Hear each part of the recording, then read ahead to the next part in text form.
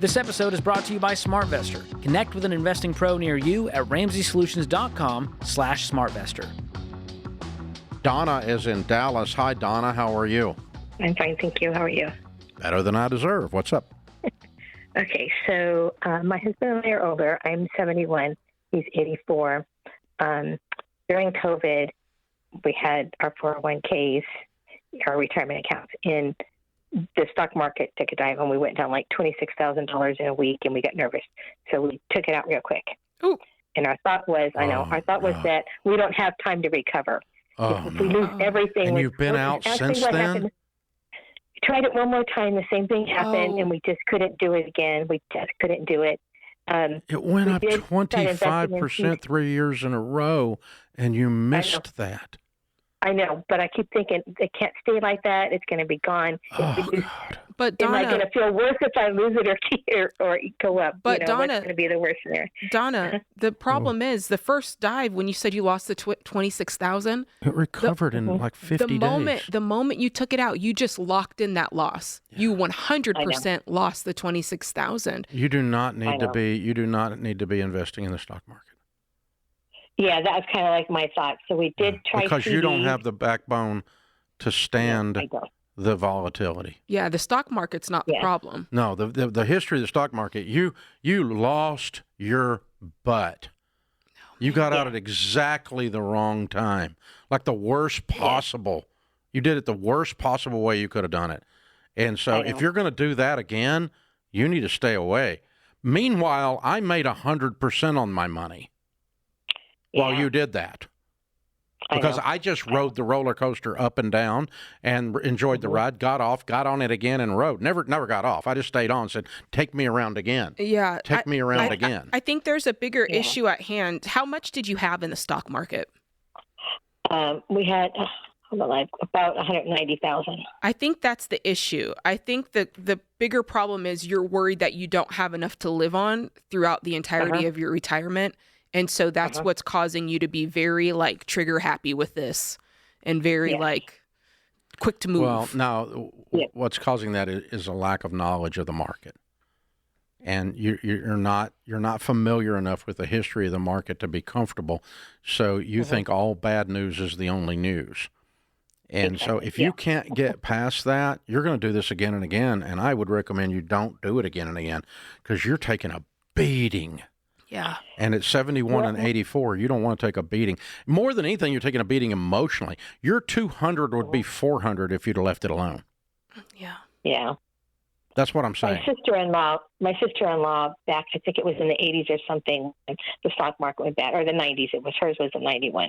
And she lost almost everything. No, she did not. She never recovered. No. She didn't get there's the money. no time in the stock market's history it went to zero. Well, it was such a small amount, and I don't know. I mean, she's my sister. But she only would have. She emotionally lost everything, but she did not lose. That's like in 2008. Okay, the stock market dropped in half.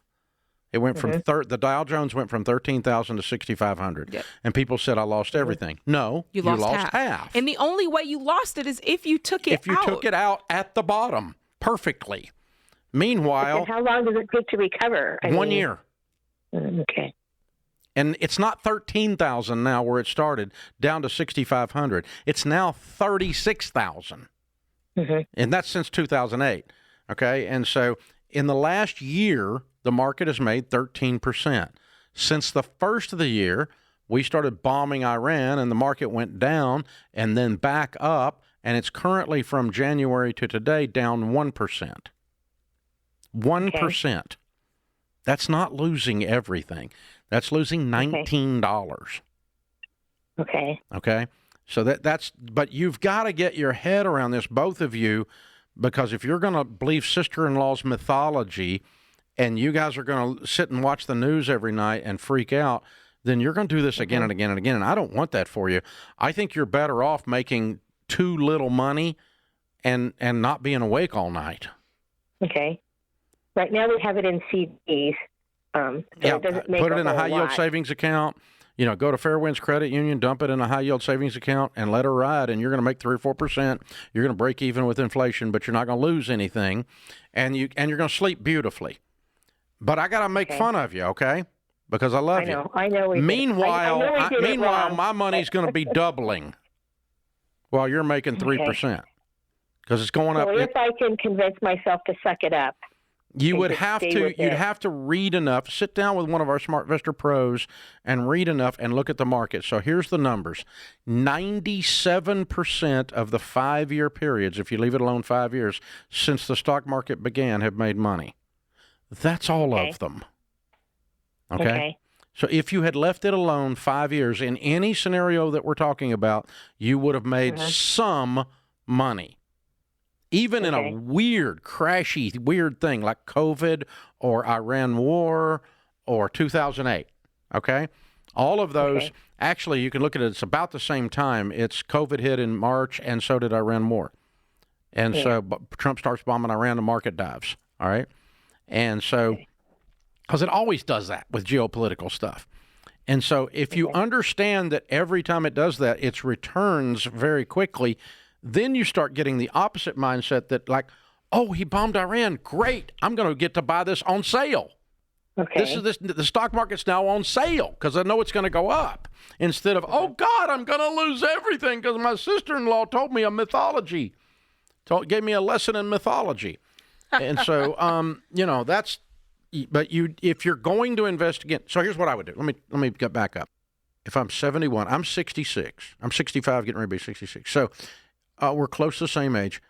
I would put this money in a high-yield savings account and let it ride and sleep at night. Meanwhile, I'm going to challenge you intellectually to sit down with a SmartVestor Pro and start learning.